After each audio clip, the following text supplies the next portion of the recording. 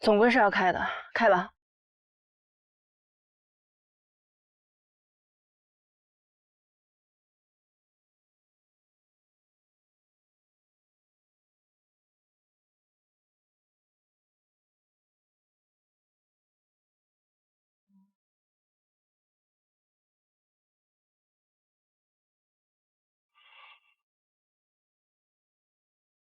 家里忙吗？收集图样回去化验。化验方向是有机无定性，重点是乙醇、乙醚。是。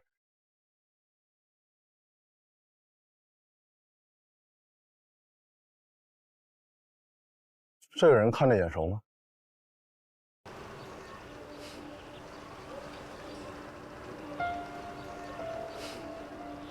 警察同志，这黑漆漆的，也看不清楚。就算是能看清楚，我也不认识这女的。不认识。看看这体型，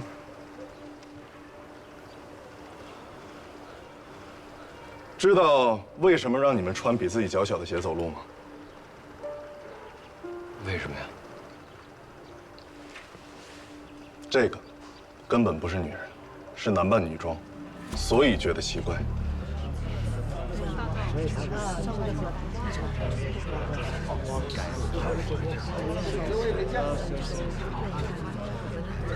警察同志，要不您亲自穿上这鞋试试？那谁走路都很奇怪的。因为你知道奇怪，所以刚才大家在走的时候，只有你在努力控制自己的姿势，跟视频里走的几乎一模一样。你以为你自己伪装得很好，可我们警察也不是吃干饭的，我们只要甄别对比，就知道是你。还有什么想说的？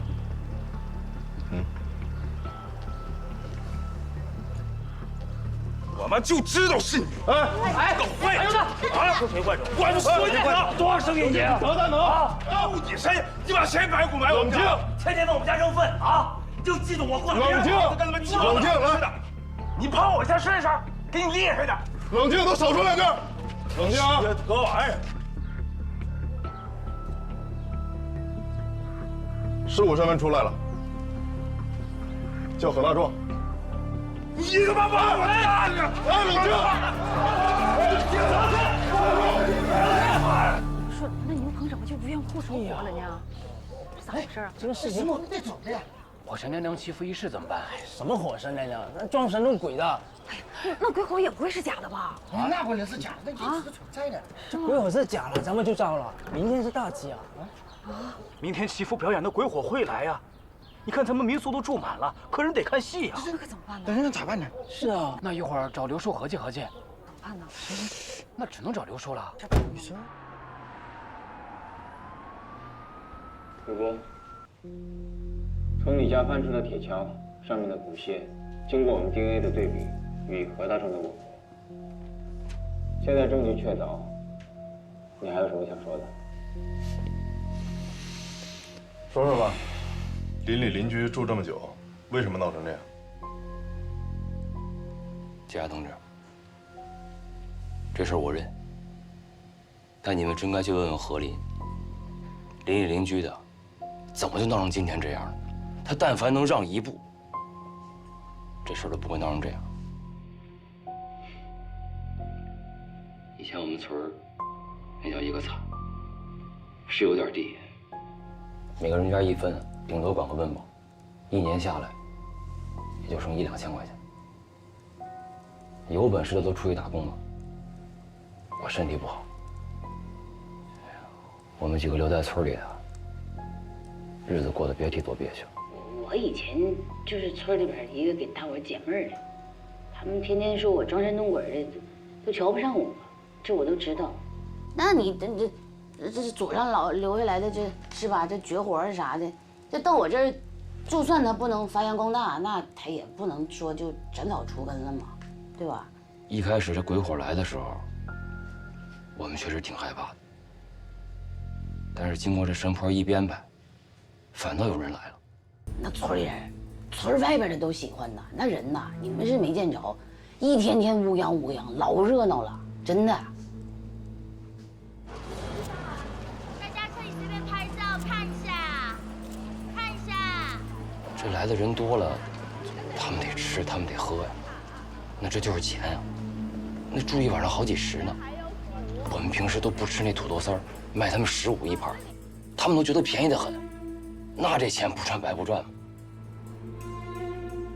是，当然我们赚的也都是辛苦钱，可是日子有奔头。这村里人都赚着钱了吗？是吧？就算他不是满坑满谷的，那这日子也蒸蒸日上了呀。在村外面打工的全回来了，就咱这火神娘娘给请来了吗？这点本事大伙也看见了，是吧？对我都挺尊重的。哎，这风水轮流转嘛。那你和何林之间发生了什么？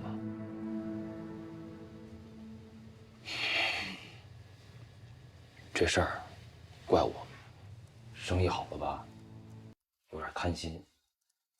可我真的是好心好意的，我看大家伙儿在游客身上都赚到钱了，我就想问问他，这一天累死累活养个牛也赚不了几个钱，我想把他那房子租了，一起干民宿，那装修费我出，挣了钱呢我们对半分，这不挺好的一事儿？他当时也没拒绝我，有点犹豫，他说他们家那母牛要生产了。说过段时间再说。好巧不巧，我们家有个游客晚上喝多了，把那酒瓶踩他们院里去了，那怀孕的母牛受惊了，小牛难产，死了。我心里也挺难受的，我知道这一头牛可能是他们家1年的收益，我当时就赔钱了。本来以为这事就这么过去了，可来的人多了吧，这客人要求也多。这有一天有个小孩非要放鞭炮，你说顾客是上帝，咱也不能拒绝。这一放不要紧，一院子牛都惊了。他安抚了一宿，从那以后，我俩这梁子算结下了。这只要我们家来客人，他就往我们院里扔牛粪。牛哥，牛哥，你们先玩啊！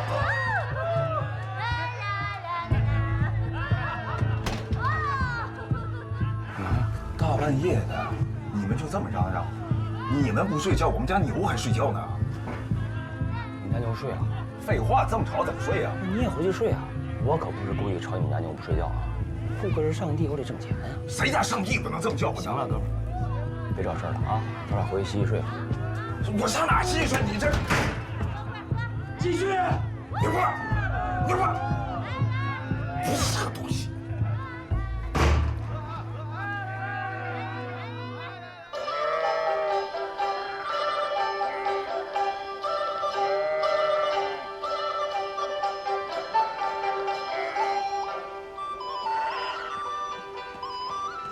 大哥，你这声也太大了吧，我们都没法睡了。不好意思啊，实在不好意思，给我晚上几就好，明天进去休息啊。不好意思，什么事？不好意思，不好意思啊。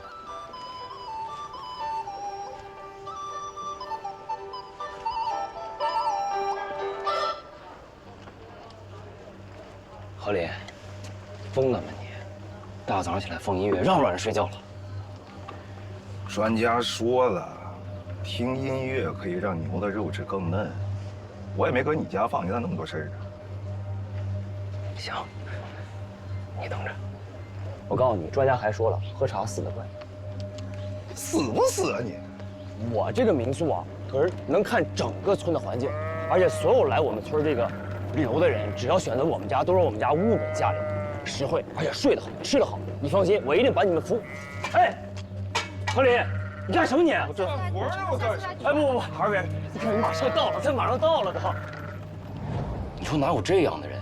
他自己不干，还影响我赚钱。我脾气也不好，就和他杠上了。我就觉得，他就见不得我好。那你也不能刨人家坟啊！这主意谁想的？我想。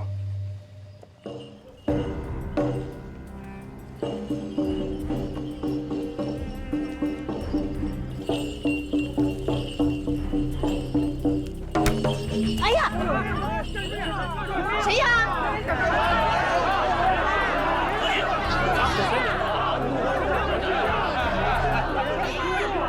好他就躲开了。我神娘娘不再赐福于你。妈呀！好了，真信呐你们！既然不再赐福我就想再搞大一点，加上他之前拿那骨头砸神婆，我就想出口气恶心他。他真的影响我赚太多钱了，实在没办法了，我才把他大伯挖出来。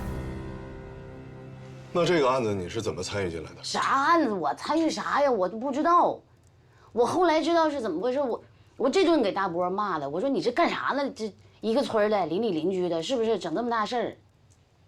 他就跟我说，你那天说让我早点去，完了说他要搁大林家扔点啥东西，完了呢，就让我给编排编排，就说你看你搁祈福仪式那儿捣乱，那必须得有点后果嘛。那你给我们详细说说，案发当天你都做了些什么？我知道村口有监控，我打扮了一下。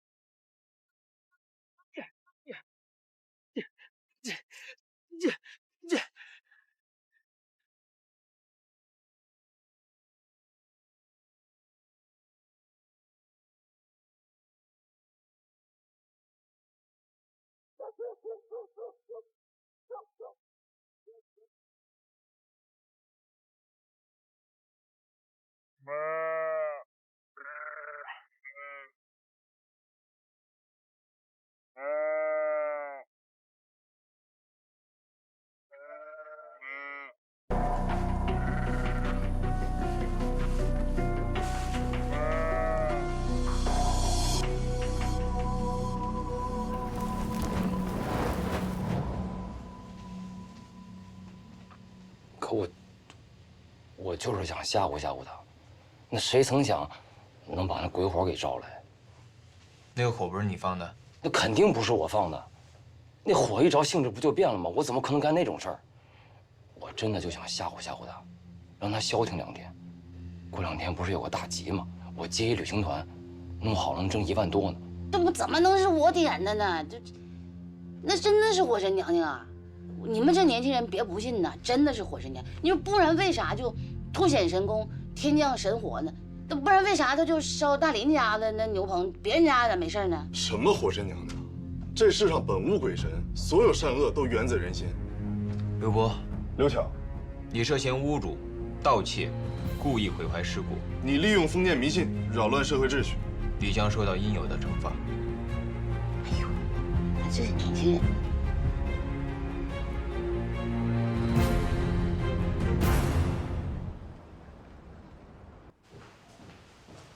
许参谋，报告出来了，图样确实有问题，在里面发现了微量乙醇残留，并且浓度很高，这不是村民日常上班用得到的。看来你们有推测了，说说看吧。磷化氢微溶于水，溶于乙醇，而我们又在现场发现了这些高浓度的乙醇残留，这样就不排除是有人制备了磷化氢溶于乙醇中，等到乙醇挥发，磷化氢自燃，制造鬼火的假象。实际上就是有人纵火。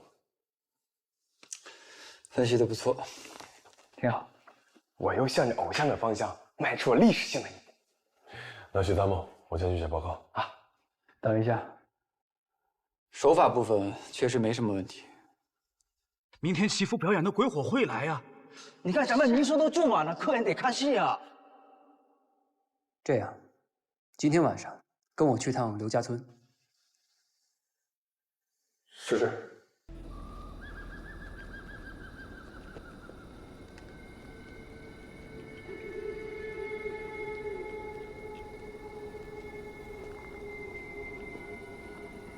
偶像，你看人村里热热闹闹赶大集，你看看咱们这儿，凉风嗖嗖，后背发凉啊。哪儿来的风？天气预报都说没有风。你这个到底能等来人吗？哎，应该行吧。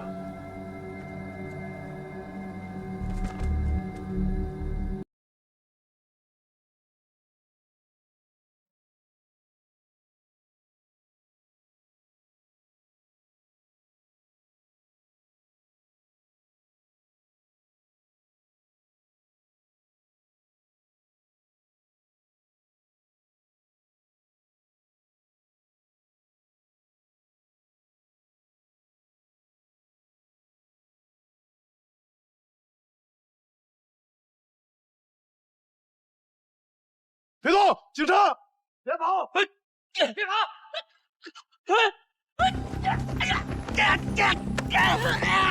放开我！放开我！放开我！放开我！干什么？不要猜，那是我们刘家村的生活！不要猜！原来就是你用磷化氢制造鬼火。那不是鬼火，那是火神娘娘给我们刘家村的生活！你们不能这么干！我们已经拍半天了，检测设备也带了，还嘴硬啊！你们村里没有鬼火和跳大神也能发展经济。许参谋，剩下交给我们了。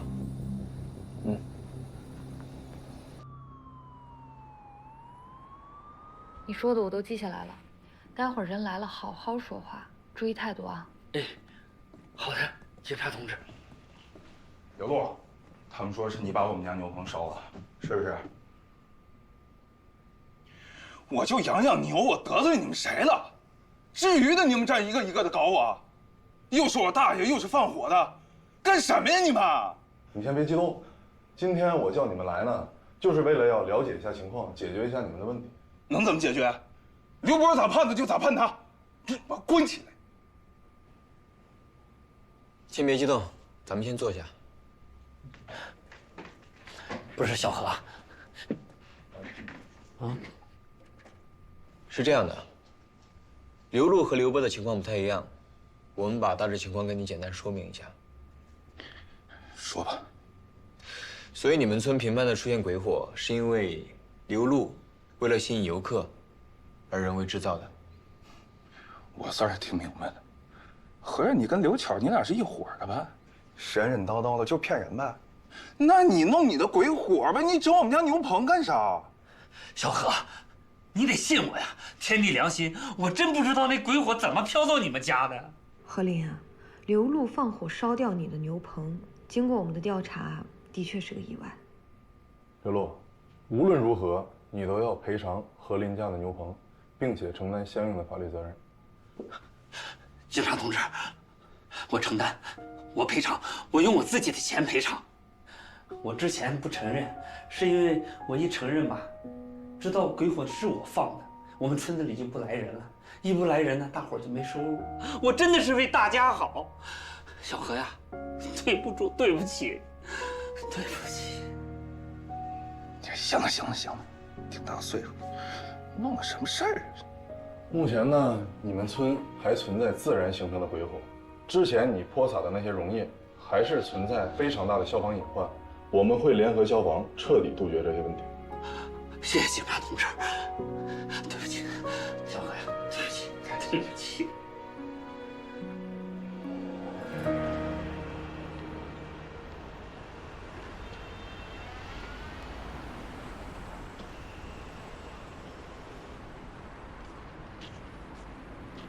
申野，哎，好久没见了，怎么样啊？一直上党课呗。你呢？刘家村的案子要结了。对了，以后有什么事儿可以找我们的。你的意思是？没错。行。穿成这样去哪儿啊？今天是我们的高中校友日，我特意请假了。我先走了啊。忙吧。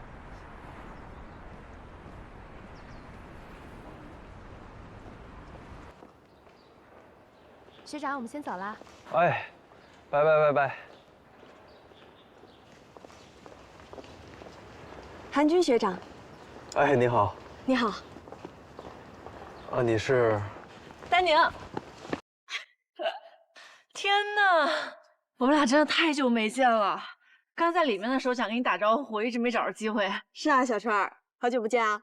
还不是怪你，一毕业就去外地工作了，咱俩都快成网友了。啊，学长，真是不好意思，这是我高中最好的朋友杜丹宁。哎，你见过的？是吗？哦，是不是在毕业典礼那个颁奖环节上，我报过他的名字？对。哦，时间太久了，真是。丹宁跟你一样，也是一名律师，特别优秀。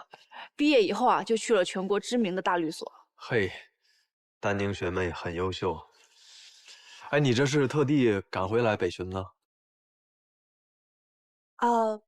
不是，我在海市待了也有5、6年了，挺想念家乡的。正好有个回来的机会，升任顾问律师，就答应了嘛。所以你以后就回来工作了吗？嗯，太好了，以后我们可以常见面了。我还不知道你啊，隔3差5就想拉我出去吃吃喝喝是吧？多久没回来了？我得带你去打打卡。行，有空就约。嗯。啊，我后面还有工作，可能得先走了。好，学长，哎，加个微信吧。哎，没问题，来来来。你们这么大个集团，回头要有什么我能帮得上忙的地方，尽管找我。哎，少不了麻烦。我们丹宁从小学、初中到高中都和我是一个班的，他一直都是班里的第1名，特别优秀。你的好朋友，我肯定信得过。谢谢学长，那咱们回头再见。回头见。川儿，我得先走了。先回去吧。周末吃饭啊。好，拜拜。拜拜，拜拜。学长，哎，刚刚演讲真的很不错啊，到底是在外面待过一段时间，回来起的范儿都不一样了。好了好了好了，不要开我玩笑了。不过说真的啊，这次回来还挺感慨的。你这么多年了，一切都是老样子。哎，你要是不赶时间的话，我们一起在校园里走一走。学长，我突然想起来，你还记不记得我们高中的时候，一起埋过时间胶囊啊？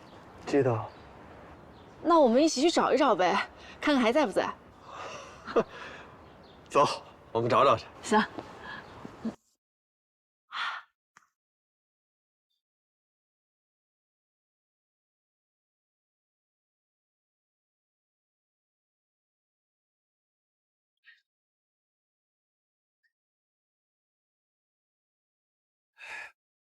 我要是没记错的话，应该就在这一块儿。啊，来。哎呀，哎呀，哎呀，哎呀，哎，哎，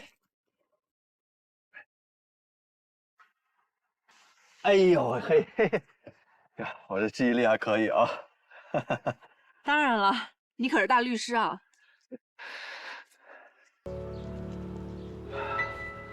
怎么了，学长？啊，哎，我记得当时我也埋了一个，我埋在哪儿了？你也埋了一个？对啊，不是我埋了一个，你埋了一个吗？你的在这棵树下，我那一个在……青春，虽然这是18年前的事儿了啊，但是你不会觉得久远到我已经记不清了吧？要说这时间胶囊真的也很神奇啊，把它挖出来的这一刻，一下子就把我拉回到过去了。我记得那个时候我在家里面出了很多的事情，我就算在学校里面，我也觉得很痛苦。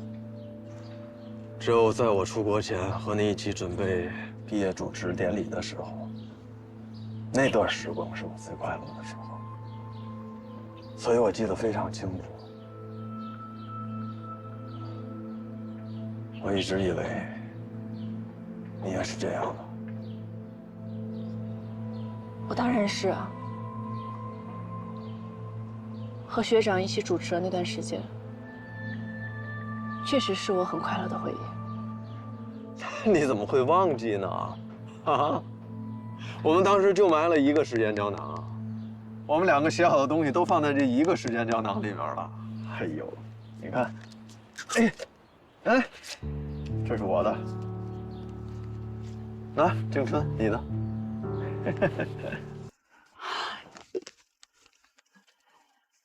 学长，你看我这个记性，我真的是记错了，实在是不好意思。没关系啊，毕竟过了这么久了嘛。只是学妹不要再怀疑我的记忆力了。我没有怀疑你了，真的只是我记错了。这样，我负荆请罪，今天晚上请你吃饭好吗？哎呦，今天晚上恐怕不行，今天马上安排事儿了。啊，要不上次约你打拳你没去成，这个周六我们去打拳怎么样？行，没问题，这次我一定到。好。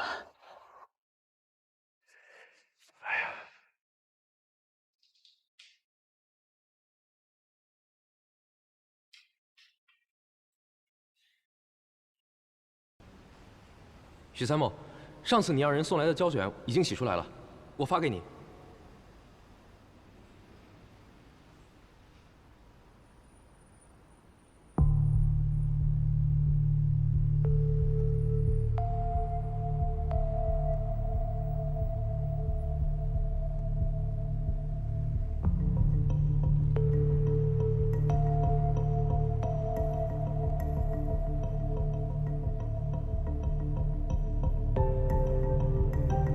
呢個人好似我哋後生時嘅工友喎，不過年紀相差太大，應該唔係喎。酒家村你們去吧，給我起事。进。杜律，有人找你。丹宁，学长，快请坐。谢谢你啊。哎呀。你这还挺不错的啊，还行。来，哦，谢谢。学长今天怎么过来找我？哎呀喂，咱们都是老同学了啊，我就直接跟你说了。我呢回国以后呢，一直在处理家里的这些事务，最近遇到了点小麻烦。你说正巧那天碰见了你，我就想来问问你，能不能接下我的委托？我最近这边事务确实不少，但如果是韩军学长的委托，我一定排开时间。那太好了。学长可以先跟我说一下大致遇到的问题。好的，是这样，我们集团旗下呢有一个加工厂，你看看，这个是具体的资料，主要是生产这个奶酪棒。有一个孩子呢吃了我们的奶酪棒，出现了一些反应。因为我不觉得我们的产品是有什么问题，这上都写得很清楚，每一项这个都是国家的这个食品安全法上面这个标准都是达标的。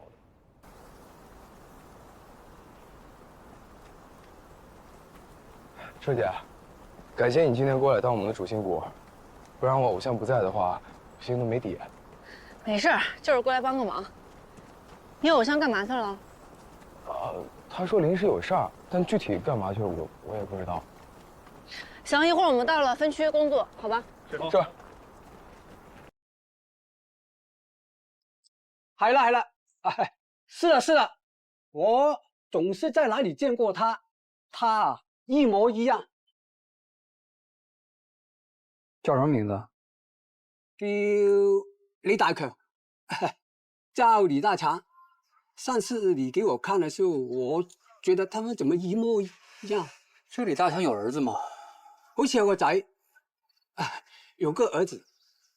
家在哪儿？咧喺呢度，就住在這裡，一直走過去。好，謝謝啊。不會。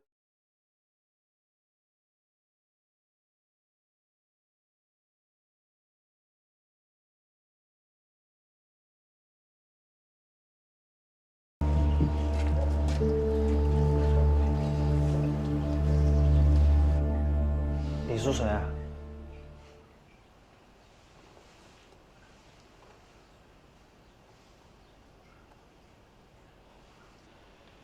你认识我爸？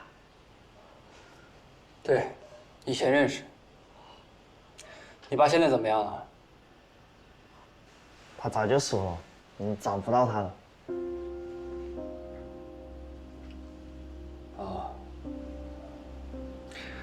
我不找他。我想问一下，那你和你爸在工厂干的活都一样吗？不知道啊，我爸以前干什么的我不知道，但我的话，我就是看门的。你爸是怎么死的？他得病了，在村子里的小诊所死掉的。得病了，怎么不去大医院？我也不知道，我们一家人都没有去过外面的医院的。为什么？就是不可以去啊！不只是外面的医院，村子外面的其他地方也是不可以去的，哪里都不可以去。我妈说了，只能在村子里，这样才能吃好、喝好、过得好。我就听我妈的。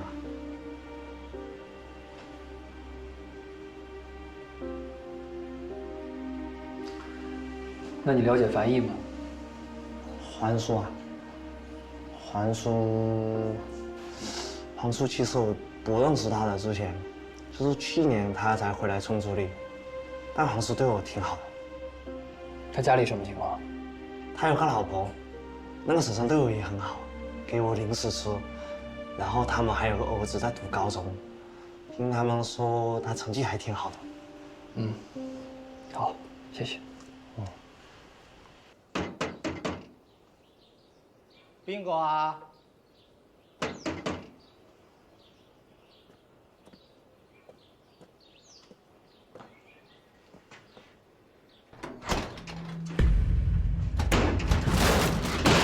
你搞乜嘢啊？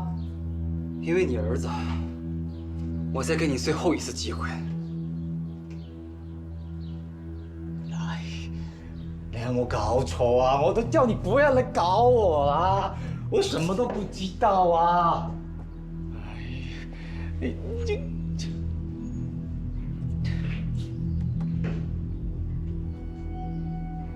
18年前，你和李四他爸是工友，一起在赌城加工厂干活。就因为你们知道地下室里到底有什么，所以工厂不允许你们离开村子。生病了，就在村里的诊所看；孩子上学，也只能上村里的学校，是不是这样？你想说什么嘛？那我换句话说，你的全家都被工厂当成了人质。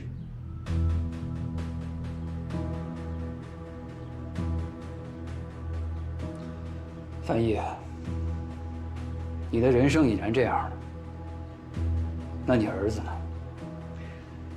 我听说你儿子学习很好，今年应该就高考了吧？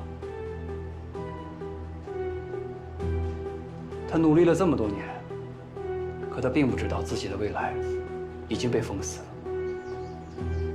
别说出去上学了，就连出这个村子参加考试恐怕都不行吧？又或者说，你想你儿子跟你一样，重复你的人生？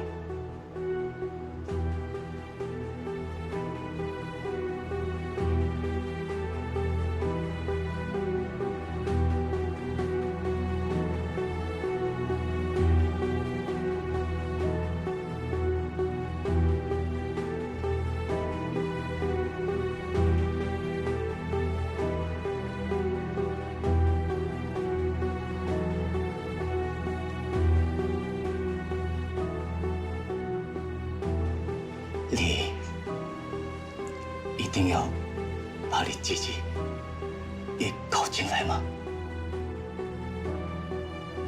我早就进来了。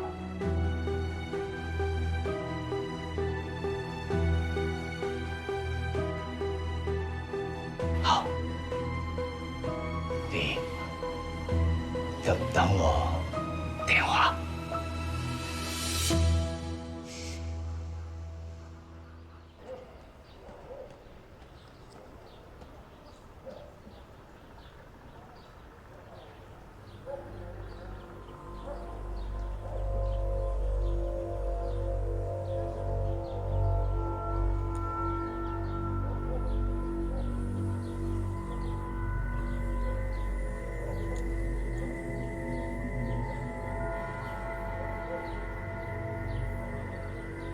对，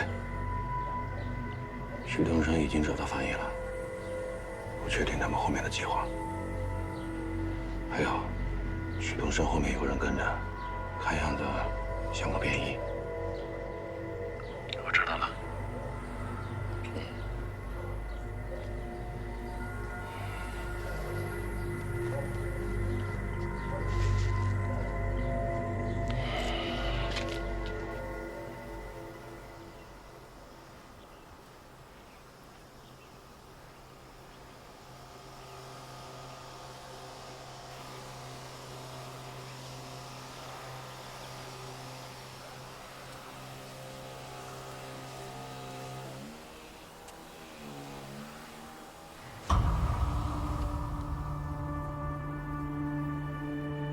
我在查沈毅，他之前是滨江理工大学的化学教授，20年前因为一起实验室爆炸案离职了。那次爆炸案的受害者叫何如年。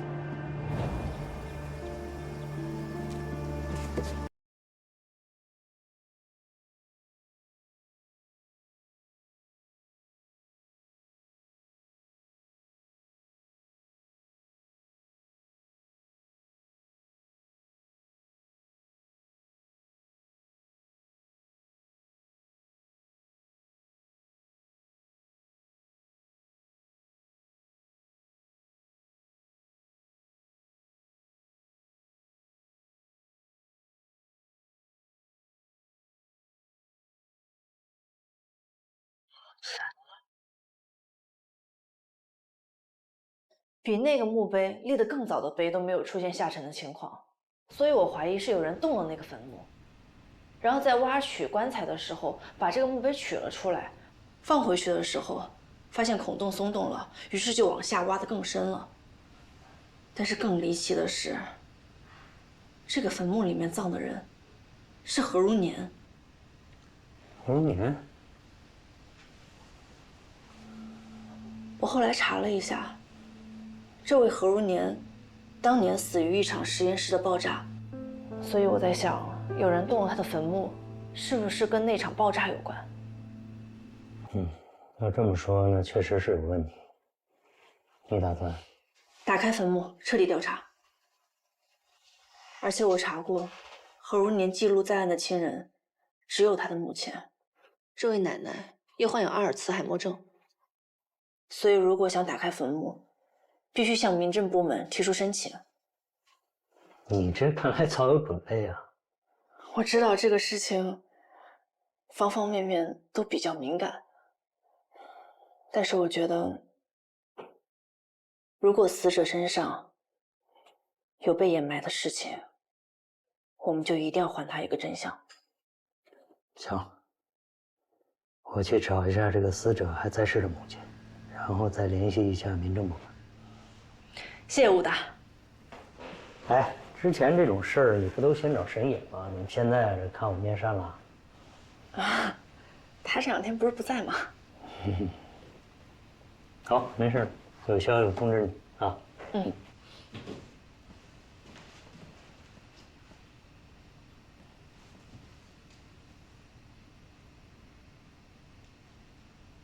下课。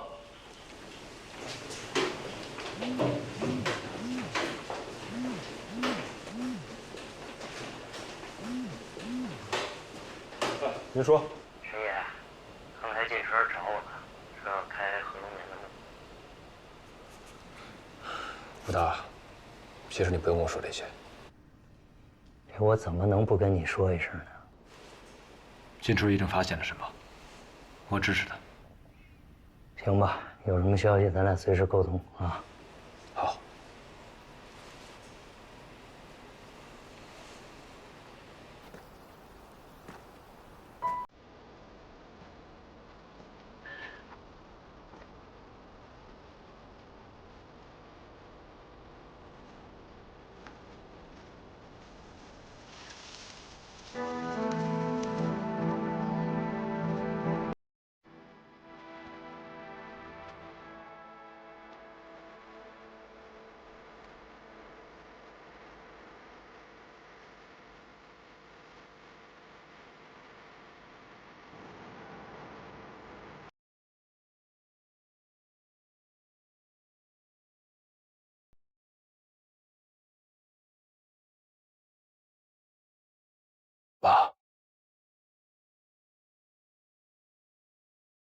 起来看。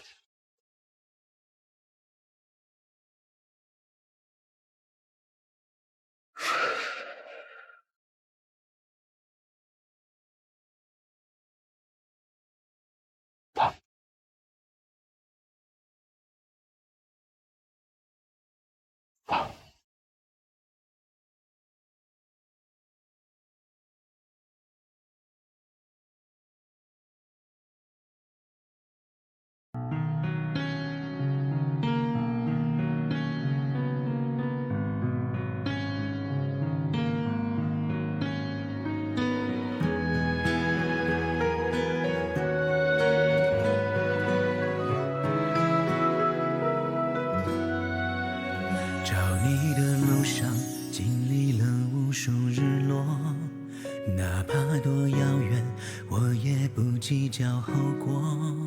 刀山火海都难不倒我，只怕你醒了也看不到我。